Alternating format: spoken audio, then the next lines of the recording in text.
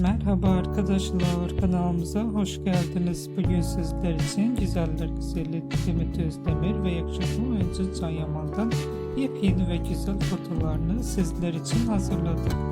Can Yaman ve Demet Özdemir çifti Erkenci Kuş dizisinde rol almış ve herkes tarafından çok beğenilmiştir.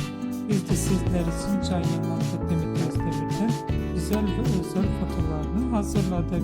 Bu videoların devamı gelmesini istiyorsanız kanalımıza abone olup yorum yazmayı unutmayın.